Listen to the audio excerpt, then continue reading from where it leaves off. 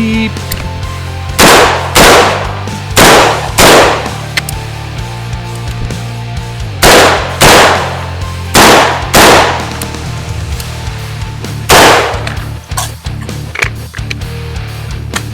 Whoop, whoop.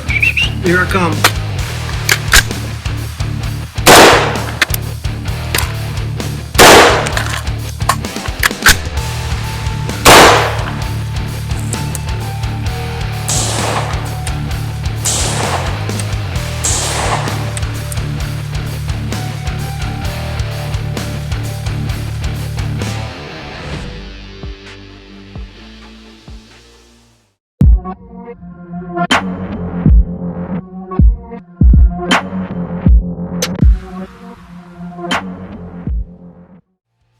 What is up, my felonious YouTube brethren? We're going to take a look and talk about a new optics company with some really amazing products out there. We're going to be looking at the Gunnr Odin 1-10 low power variable optic.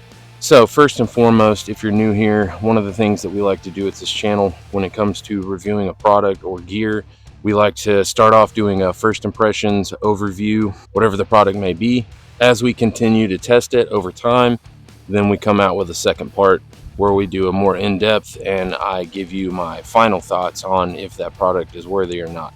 That being said, guys, don't forget to like, subscribe, do all the YouTube-y things that help this channel not suck. I think it's good, except it sucks. Full disclaimer, with the company Gunnr, I am an affiliate with those guys now. If you are looking to support the channel, that is my relationship with Gunnr as of right now. But you guys know me, I do not hesitate at all to shit on anybody if they pump out garbage. Trash, filth, trash, garbage, dumpster, trash. They reached out to me and asked me if I was interested in reviewing some of their products. What I usually do is when people reach out like that, I'll go do me some internet recon. I went out to their website and I was not disappointed. Website alone, 10 out of 10. Guys, y'all did a great job on that. The website, just amazing. As of right now, they only offer, I believe it is 3 different optics, and they are all low power variable scopes. Before we get into the nitty gritty of the scope itself, this is what it came in. Wow. What I received is the Ruins package. This thing is freaking awesome to have a scope in. It's like a tiny little tackle box, toolbox thing. We open it up, everything is foam padded. The foam looks laser cut for everything that comes with the Ruins package. It also comes with the 34mm cantilever scope mount. I had no issues with this. Super high quality, held zero perfectly fine.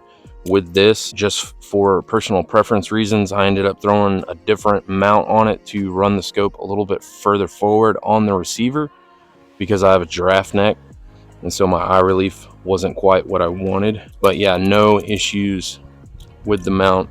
As you can see here, this is how I have it mounted. My experimental mini recce GPR setup. Honestly, guys, the specs and stuff you can look up on their website. I'm not going to bore you to death with just reading numbers. I'm a smooth brain kind of guy, and so I'm going to give you my smooth brain impressions. Hey, you guys! Initially, I have sent a few rounds through it.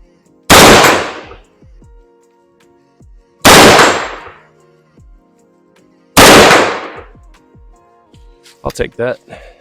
Right out of the box initially, once I got it mounted, whether you're at 0 power or 10 power, the clarity is freakishly amazing. With first focal plane optics, you got a lot of voodoo witchcraft going on inside there, and the more moving parts you have, the easier it is to not only screw something up, but quality really does show through that. They do boast having German Scott ED glass. Scott or Schote, I don't know how you pronounce it. I have no idea what that is, but I do know that 9 times out of 10, any glass coming out of Germany is going to be super high quality. I thought ED meant erectile dysfunction, so I was like, cool, if I shoot with this scope, I'll be all bricked up no matter where or when I'm shooting it. I'm as hard as a diamond in an ice storm right now. But no, that's just the type of glass it had. Thanks, but no thanks. Optic clarity and light transmission is phenomenal through this. It's a 34 mil tube, so it does collect quite a bit of light. As far as the turrets go, they are my favorite kind, which is the pull to unlock. You make your adjustments and then lock it back in. That way, if you bump into stuff, you're not going to mess up your zero. So that is definitely a point in their bucket. It has markings on 3 different levels all the way around the turret. So as you climb in elevation, if you're dialing in and out, up and down for whatever your distance is, it's not just the 0, tick, tick, tick, tick, 1, tick, tick, tick, tick, 2. Like, it shows you every single numerical value on there, which could be a little busy, but I thought that was a nice touch. Windage is the exact same setup. The clicks are very tactile, very responsive. They're not mushy. That is definitely something you see in higher end optics, but it is ever sought after, because trying to make fine adjustments and your clicks are mushy, that's a range killer right there. That's a boner killer. Oh, this is awkward. This reticle is a MOA reticle. So you're going to have your standard circle of death, and then it's got a BDC Christmas tree that drops down below. I do like that quite a bit. It is first focal plane, and it is illuminated. It's got 6 levels of illumination, and then it has a kill switch in between each setting, so you don't have to jump through all of them to get it off. So that's definitely, we all like that. I will say one of the few cons I have for this is the max brightness setting on the reticle illumination is very subpar, which is pretty conducive of most first focal plane scopes. There's very few of them out there that can really get daytime bright. So I'm not too terribly upset about that. The way I run my optic setups, I very rarely run these at 1 power. So I don't really need that kind of red dot type setup. That's why I run a red dot. That being said, I have spoke with Gunnr, and they have a updated version of the Odin coming out in 2025.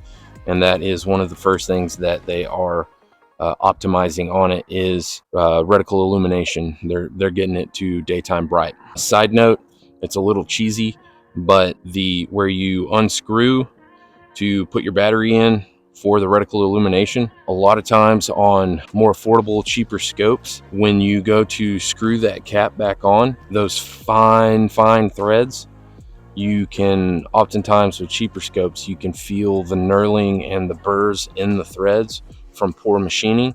When I put the 2032 battery in here and closed it up, it was by far the smoothest rotation of threads I've ever felt in my whole life. That right there is what blew me away initially, was installing that. I was like, dude, that is some badass machine work right there. It comes with a screw-in cam lever, which is pretty cool. I think that should come standard with every LVPO. As far as the cam smoothness goes, I mean, it's buttery smooth.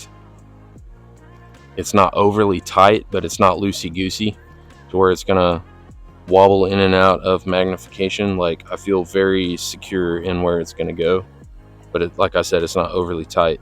So whoever does their machine work, give that guy a raise. But lastly, the main reason why I really wanted to get behind this optic company is the price point. Help me, I'm poor. What you get as an entire package, and it being a 1 to 10 first focal plane with glass that amazing for that amount of money, you can look out at all the other companies that make a similar product, and you're looking at substantially more price wise. More often than not, you're going to get less in the package for what you paid.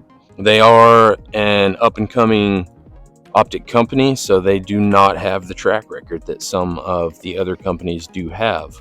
But that's why we're going to do a second review later on down the road, where we have put this thing through its paces, really show its performance, quality, craftsmanship, and if it holds up. Based off of everything I've seen from start to finish and being in contact with the company and the product that they sent me, these guys, not only are they putting the customer first and America first, but the quality is just superb. I have been told that the model that's coming out in 2025 is they're going to dial up the illumination factor, so it's going to be brighter, but they're also going to offer a couple of more models. This one's in MOA.